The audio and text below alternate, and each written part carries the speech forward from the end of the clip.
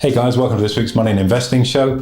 This week, and a Merry Christmas to you, of course, is the year in review, and what a year 2023 has been. There have been some incredible, tumultuous events, and in spite of those events, a market that's been a runaway train.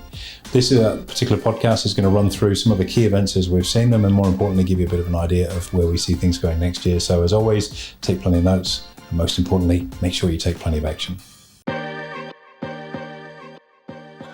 Hey guys, welcome to this week's Money and Investing Show with me, your host, Andrew Baxter, and as always, my offsider and co-host, Mitch Olarenshaw. Merry Christmas, Mr. B. Looking a little bit more tan than normal. Great to see you. Merry Christmas, bit of time outside on the farm and doing all the healthy things, absolutely. That's right. Good stuff. Well, look, here we are for, I believe, our fourth or fifth year in review. 2023, we're going to recap all of the major political and economic events. And gee whiz, there is a lot of them. So let's have some fun with this today. Let's make this fairly lighthearted, but let's get stuck in. I love doing this one because it's amazing the stuff that actually does go on through the year that kind of slips your mind because it's just trumped, if you will, no pun intended, by the next thing that comes along. And what was massive is then so far in the rearview mirror that you've kind of forgotten about it. And all of this, and what an uncertain year it's been, no question about that. And yet we've still seen the NASDAQ, at the time of recording, at least up over 40% for the year. Crazy. Bad economic news or uncertainty, not normally great for markets. And that NASDAQ's put on that meteoric gain, which is a real bell ringer. That's right. NVIDIA, for example, stock in that 220%, best performing stock. Chats of AI and rumors of AI could improve business efficiency has been a major headline for markets this year. Maybe that's us artificial intelligence. What do you reckon? Yeah, I think so. ChatGPT, yes, please. Yeah, why not? Why not? You could write a script for this podcast. It could be useful. It might be something to think about going into the new year. But here we are looking at the year in review. So what do we kick off with? Well, let's say meteoric rise in markets. But what do you got for me? Well, okay, let's talk about interest rates. That's across both Australia and the US. Let's start here in Australia. So interest rates have gone up. A lot of pain on the consumer's behalf. Anyone on a variable rate paying their mortgage has suffered. And we've also had a change in the RBA governor as well. So Dr. Philip Lowe, the governor of the RBA, and look, many people will go back and remember the promise there will be no interest rates until 2024, and yet we've been plagued by them for the last 15, 16 months now. Very good example of poor communication of expectations to markets, and the reason I've been such an emphatic critic of Dr. Philip Lowe is that I think so many people out there, everyday people, based a lot of their financial decision-making on an assurance that he now claims, that was a misunderstanding, that wasn't said. In fact, that's actually the excuse of the year. I'll get onto another example of that in a few minutes' time. That I know I said that, but that's not actually what I said. Nothing to see here kind of thing. And I really do feel for people that borrowed on the back of that promise of, or representation at least, that there was going to be no rate rise, because that's all we've really seen, and I suspect we're not done yet. And so his tenure at the RBA finished. He's now been replaced, new broom. And once again, we've got someone that just shows an absolute lack of any kind of credibility when it comes to communicating with the wider audience. And I guess as a central banker, I've never been one, and I doubtless say ever will, doesn't pay enough. The reality is that one of your roles, yes, you've got to talk to other people that are at the level that you play at. The ministers of finance, treasury, different people around the world and so on. But you have to have that ability not only to communicate with people at that level of the market, but also with everyday folks, so that they've got an ability to feel clear on where the direction of the economy might be going based on interest rates particularly. So our current governor, 2 months into the role, and a career RBA employee, which in itself is a problem. You've got to have people, I believe, that have got real world experience out there, that have actually done something rather than just simply being a civil servant. And worked in the public sector, is that inflation is due to people getting haircuts and going to the doctor or dentist. And it's like, come on the back of what we've seen this year and the pain that's going on out there. And we've seen that firsthand. We've been on the road a lot this year, particularly to regional Australia. And I've met some incredible people. I had some very emotional conversations with people too that are busting their back to try and keep the train on the tracks. And that's what you get from the central banker, that it's because of haircuts and it's domestically related inflation. And it's just painful to hear that disconnect. It's so important to be able to connect and be able to communicate effectively with people and understand that, yes, we've got inflation.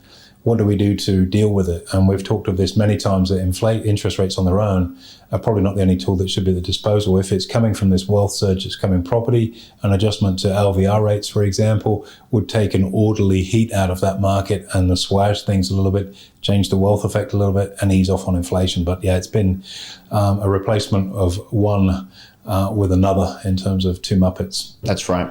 Other side of the coin, you've got the US, which Federal Chairman Jerome Powell, credit to him, I think he's done an amazing job in 2023. Well, yeah, there you have it. I mean, if you wanted day and night, they have done a terrific job of managing US interest rates. Sorry, I cut you off. I couldn't wait to hop in and sing the virtues of someone that can actually communicate. Yeah, he's done a great job. He's telegraphed everything. All of his moves have been telegraphed in advance, and he's done exactly what he said he would do, which was bring down inflation without a recession, which it doesn't look like the US is going to go in. It's a lofty claim to come out and say we are going to tackle inflation and we'll do so without giving ourselves a recession or crippling the economy.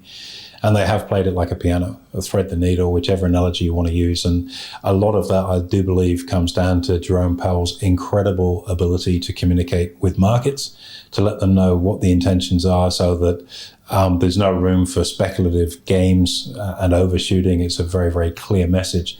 In fact, really, it was only the last meeting where he's been slightly less sure of himself, where you could sort of sense that sort of, look, yeah, we need to see more data before we make a decision. But again, they've been very, very transparent on where they're at. And so, if you're looking at an A+ in one column and a D- in the other, it's as stark as that in terms of the role of, central bank governors in stewarding their economies. And we didn't have to be in this position. And unfortunately, a lot of the voting public and people out there consuming this information today have fallen victim to some very, very average performance on the part of some of us public sector employees.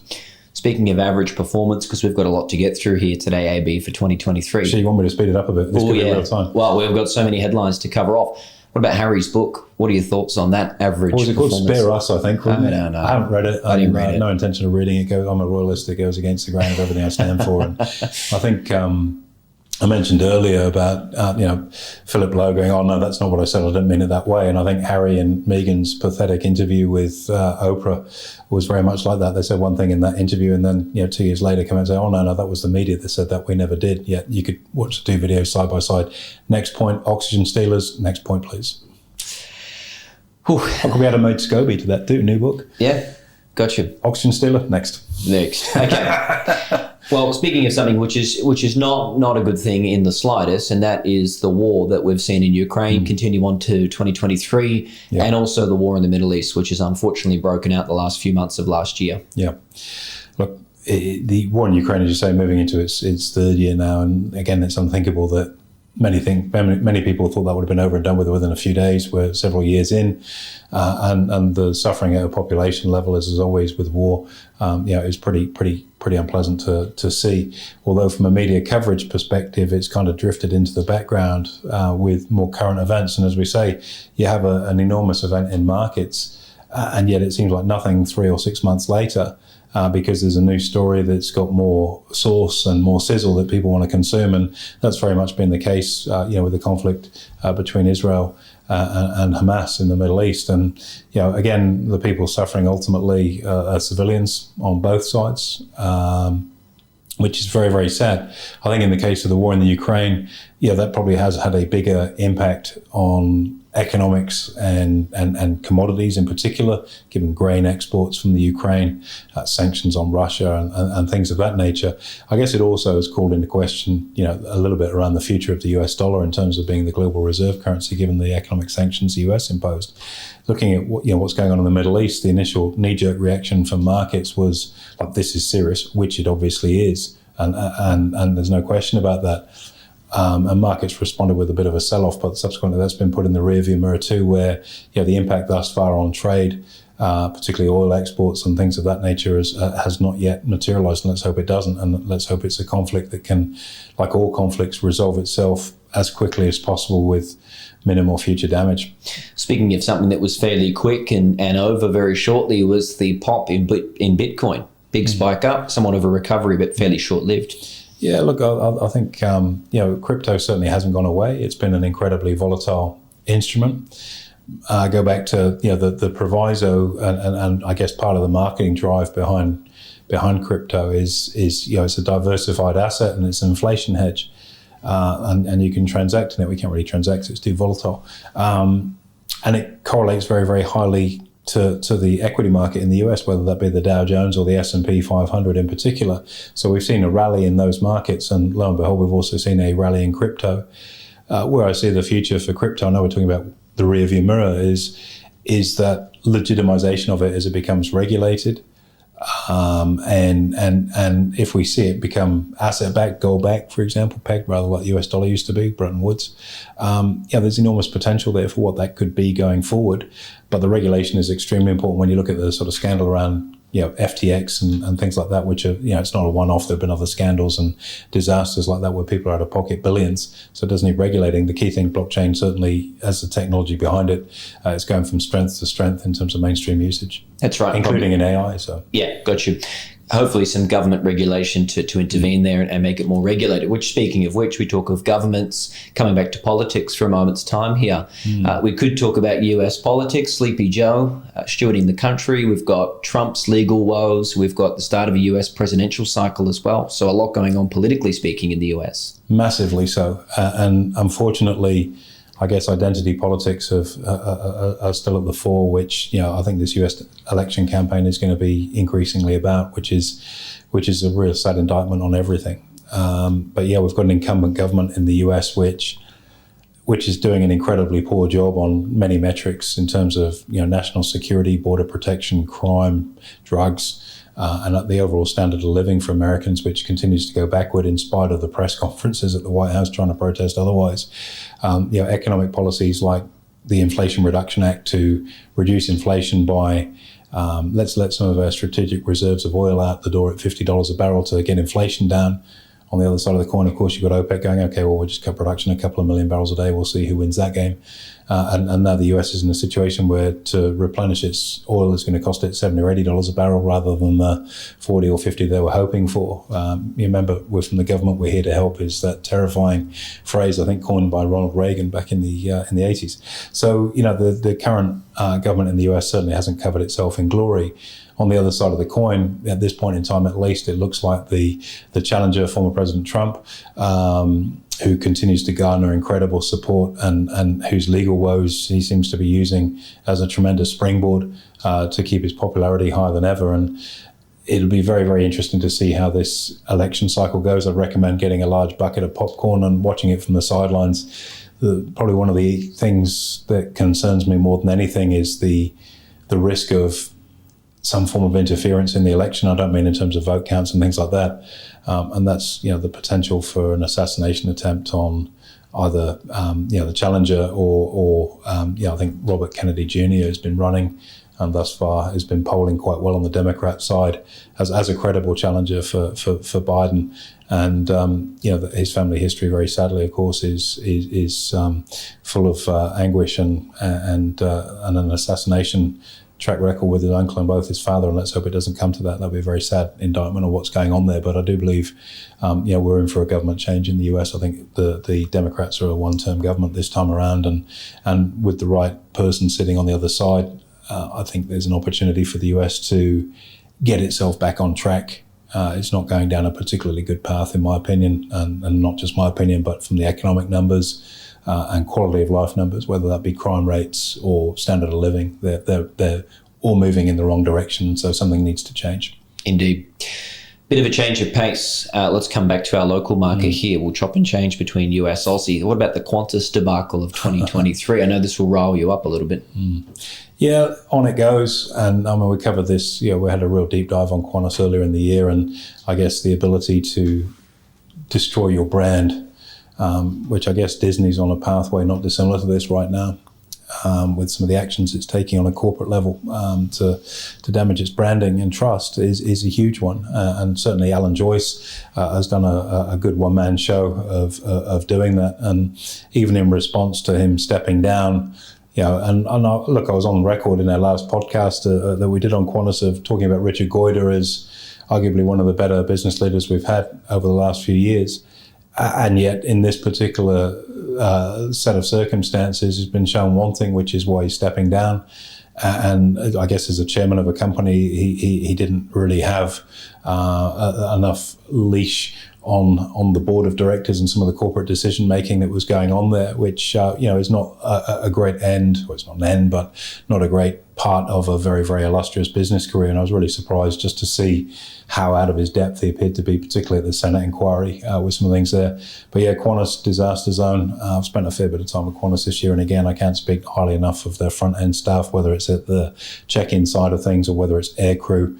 They're there to do the best they can, but they've been let down badly at the corporate end. Absolutely. As have the shareholders whose returns have been woeful. That's right. I think the stock price was up near the sixes at one stage, and I think it got down nearly to 450 or something like that. Around the sixes when their CEO cashed out of his shares. That's right. Yeah. Smart decision by him. Very smart decision. Fortunate. Yes, indeed. Very fortunate. I change of pace now again, AB. So we come back to the US, and you mentioned the word Senate there, so it prompted my memory when we spoke of the US Senator Kevin McCarthy, and also the debt ceiling, I guess, is a good conversation to have there. Talk us through what happened. So, yeah, Kevin McCarthy, the Speaker of the House, briefly. The Speaker of the House is a huge position in the US. It's actually the third most powerful position in government. So really? It's President, Vice President, Speaker of the House in that order. Okay. So at the moment it's Biden and then Kamala Harris and then McCarthy. And to get into position as being Speaker, I think they had a record 15 ballots to just about scrape over the line. And in doing so, I think it reflects just how fractured in this case, the Republican Party are in terms of support. You've obviously got more right-wing, more middle of the road, and the deals that have had to have been done in order to secure the position of Speaker. It came to the fore, I guess, with the debt ceiling conversation, where you had, the Republican Speaker siding with Democrats on certain issues to keep things, that's just a bizarre set of circumstances, which at its very core reflects how fractured things really are. And that's not a good sign if the US wants to propel itself out. There's a requirement. You're never always going to be unified, but I think in life you can be on the extremes and be marginalized, but most people, based on a normal distribution, sit somewhere in the middle. You've got to be able to come together on a few things in the middle that you do agree on. And it's going to be a very difficult time for the US to structurally reform itself. And what I mean by that, there's been an enormous reliance on exporting manufacturing in particular to other countries around the world and relying on that offshoring and cheaper products and so on and so forth. Transportation issues and a pandemic really reflected the pain that comes alongside that you can't get stuff that you want for your business because the factory's closed or there's a boat jammed in the Suez Canal or whatever it might be. So the US is embarking, as a lot of companies are globally now, on nearshoring, where they bring things to maybe more sympathetic countries that they don't have trade issues with. Or geographically, in the case of the US with Mexico, where you've got an ability to put stuff on a truck and drive it through. Well, at the moment, there is no border, but you know what I mean? You can just drive your stuff in under the North American Free Trade Agreement. And so that removes an awful lot of friction. The US has to rekindle its economy across the board and stop exporting jobs and exporting debt. It has to start to rekindle itself, and that will require a level of unity in the Senate and in Congress to do that. And there's not a lot of sign at the moment of that. Perhaps a really decisive election victory in 11 months' time might be the thing that really galvanizes that. But I think there's going to be a lot of hatred and a lot of deals needing to be done and a lot of placating required in order to get even close to that. That's right. Another country which kind of stands out to me as having, a number of challenges, at least economically, would be China. We had a bit of a pop and then a flop, but still some preceding issues that we see there. Massively so, Mitch. And I think, when we saw China lock down during its COVID policy, where literally you had, tens of millions of people in lockdown for a prolonged period of time, the expectation from us and everyone else included that follow markets were, well, when these guys are let out, there's going to be a spending bonanza as people get out and about and enjoy having a level of liberty again. And that didn't happen. People are saving pretty hard over there. And I think part of the reason for that, China's beset with its own debt spiral in that, there's an enormous amount of debt that's been racked up on the back of a construction boom that you've got a lot of ghost cities and empty buildings that in theory should be going up in value, but when they're not going up in value, represent a real challenge. So you've got this huge debt spiral in China right now.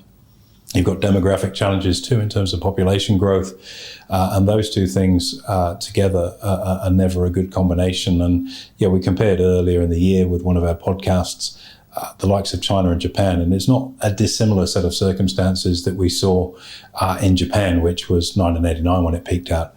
The difference is interest rates were higher in Japan. That's probably the major difference, and that's about it. So, you'd be interested to see where China goes to get itself out of the economic quagmire that it's in.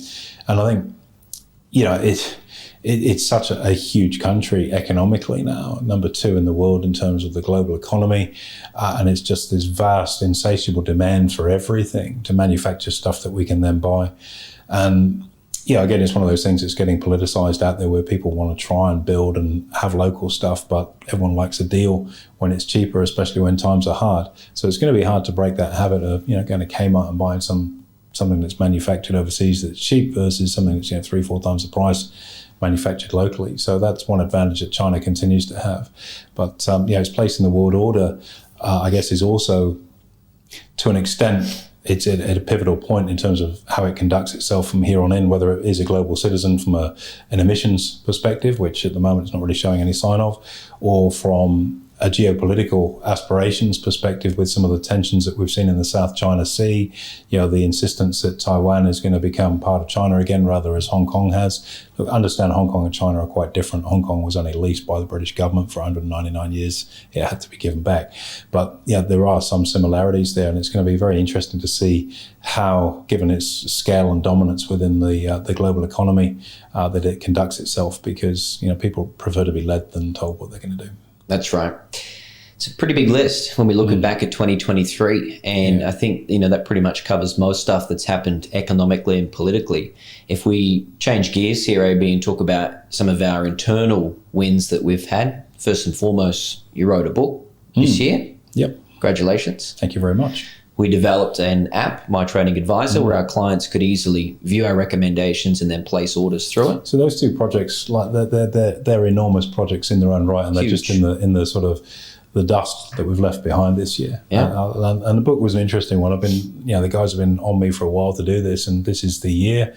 And part and parcel of it, it's, I guess, it's going to be a cornerstone of what our plan is for next year. Next year is my 25th year anniversary here in Australia. And, Australia's been very good to me, no question about that. And it's a land of opportunity, no question about that either. And so as part of that Give Back program, one of the things that we wanted to do is to be able to help people, especially at the moment, that are really struggling financially, by providing a practical game plan that people could use. It's something you could read in a week, not a month, and something that has a support function that goes with it. So it's not just the book, but it's the learning portal that goes with it. So I guess what we're effectively doing is becoming life and financial planners, and in the same way that we are in the trading space where we educate people how to trade, to do the same thing in the life and wealth planning space. So that's a really exciting project. February the 24th is the official launch date of that, and you'll no doubt be getting an invite to the launch party, which will be a heap of fun.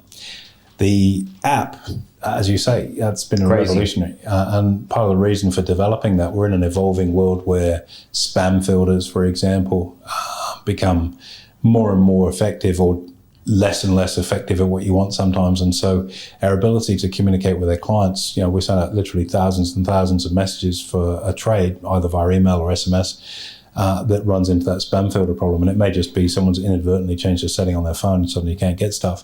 And people are missing out on trades. So by building that app, it means that everyone gets it in a really secure, deliverable format. And it brings back the easy trade function, 3 clicks and you're in a trade. So very, very pleased with that. And the feedback from our clients has been exceptional. I think the feedback from your team in terms of the cleanliness of order has been exceptional. And that's a win-win-win for all parties. So very, very happy to see that one across the line. Indeed. One thing also that we are very proud of was our Advanced Options Bootcamp. We had over 100 of our clients here for 2 full days training with us live on the Gold Coast. Yeah. Cracking couple of days. It was a lot of fun. And that's probably, I've been on the road a little bit this year. So I've been doing some speaking, which I do love doing, in a face-to-face context rather than talking to the green dot, I suppose. And actually seeing our clients come in and having some time with them face to face and seeing how they were together by their networking. They had a few drinks and met some of their peers and set up little groups and all the rest of it was really, really exciting to see. And I think, that to me was probably one of the more enjoyable high points of the year. Yes, there's an enormous amount of work. Gillian and her team did a great job of making the mechanics of it work. And you and I got to stand on stage for a couple of days flapping our gums, which, as regular listeners to this know, we're reasonable at. But yeah, I think that was a really enjoyable bit of time. And again, the feedback from the attendees was great. Bigger and better plans for that next year to boost the numbers and also to broaden the syllabus out. So pretty excited about that for next year, as I was for seeing that one done this year, which was a ripper. Indeed. Also, as well, don't forget, we had our supervised strategy release. So TQQQ Hold the Strike and Pairs Income Strategy. You mentioned we've got ALS coming next year, the Australian Leaders Strategy. 3 amazing developments on behalf of Gibbs and the research team here. Exactly right, and hats off to them. I mean, they don't get the credit. They're not on this show, so they're sort of named on an email from time to time for some people. The reality is one of the biggest challenges that face people today is that they're busier than ever, and maybe they don't quite have the discipline to carve out that time, or maybe the trust in themselves to be able to trade on their own money either. And so by having those strategies in play, they've got the ability to leverage off the team. They're great regular income strategies that work very, very well. One is a little more defensive than the other, so depending on your risk profile, you can choose your pathway that's going to work well for you. And the success rate on it has been absolutely phenomenal. Clients are really happy with it, and it's a way that people can still continue to get that great regular income from the options market that we teach in a way that doesn't require really anything other than completing a little bit of paperwork. That's right. And last but not least, here we are at the conclusion of another season. So congratulations. Every week on the week for 4 years now, we're heading into the next season. That's crazy. Congratulations. Likewise. Great job, buddy. Great job. I think the interesting thing, every week we sit down and try to share something with people. We've had some real blow-ups in terms of some really great content that's absolutely gone viral, and it's always nice when you see that happen. And there's other stuff that's perhaps a little bit more meat and potatoes and more of a grind. But we do endeavour to provide value every week. We've changed our studio up a little bit this year. I don't know what the powers that be have got organised for us next year. A big one. It'd be like dressing room maybe with a perfect green screen, makeup. Yeah, look, speak for yourself. I mean, I'm already using all those. You've got a few more wrinkles than me. You need it. But yeah, again, that consistency is key. And one of the things that we spoke of earlier in this year, and I know it's something you absolutely live by as a personal value, is that whole notion of never breaking the chain. And this is just what habits and success are really all about in any endeavor. And I remember, 4.5 years ago, before we launched this podcast, our marketing team and creative team are like, just go fortnightly, don't overdo it, build into it. And it's like, nah, we're going weekly. Oh, you're never going to be able to keep up with that, and you'll miss a bit of time. And you've got, if you're going to do it, you've got to be consistent. If you wanted 2 people that are probably more consistent than anybody, it's going to be us. Yeah. And so, it is something to be very proud of, and it's great to see our follower number continue to increase. And to that end, and it's a big shout out to those people that download this podcast. Please share this podcast with people you know. Say, hey, check this out, have a listen to it, or see if there's any value in here for you, because the more people we can get to consume this information, the more people are going to be able to set themselves financially free. Same thing when it comes to reviews and ratings. Give us a review and a rating. We ask for it every week, but please just take a minute or 2 to do that now, because again, from the way that the algorithms work and all this sort of stuff, the more reviews, ratings you have, the wider your voice can become and people can get to consume. What I trust is good quality information. There's no spin on it. There's no every week we're pitching something. It's just like, here's a core set of skills that are going to hopefully help you get from where you are to where you want to be. And, we're at the end of the year for us, and, it's been I know we've talked about some of the highlights and some of the stuff. There's been so much more stuff going on, behind the scenes with what we do. And we just sort of presented a little slither of that. The scariest thing for anybody listening to this material today, the most scary thing you should be concerned with, is being in the same position you are right now, at least financially, this time next year without making it change. That's terrifying, because there's a year of opportunity that you've missed. And we've just gone through a year, we've talked about the NASDAQ being up 40+%, the S&P 20%. These are great returns. but they don't happen by accident. And I love it when I get my Friday night, had a couple of beers, let's troll someone online because my life's crap. They go, not possible, you can't do this. Oh, it's all rigged, it's a casino, nobody wins. That's just simply not true. And I think the stats this year, push that out more than ever. So please do share this with people. The more people that get on it, the better. And we want to help you, whether it's through our book, The Wealth Playbook, whether it's through our weekly podcast, whether it's through our content in our socials. Live your best life by learning how to take control of your financial future, because we are moving, especially here in Australia, into some more challenging times. And it's never going to be more important than this year ahead to have your breakthrough year where you go, listen, I've got this. I've got a strategy in play. I've got it under control. I'm able to create more income. I'm able to look after my wealth. I'm able to reduce my risk. I'm able to have some clarity on what I want to achieve out of my life. I've got tools and processes to get there, and maybe a bit of motivation every now and then just to put fuel in the tank. That's what this is all about. Great stuff, AB. Well, what a year it's been, and some wise words of wisdom there. So thank you very much for the year 2023, done and dusted. Merry Christmas again, and Merry Christmas to all of you, our listeners. Really appreciate it, guys, and we look forward to hosting you in the new year. There you have it, guys. Make sure you like, comment, subscribe. Most importantly, hit the notification button, and we'll look forward to speaking with you next week.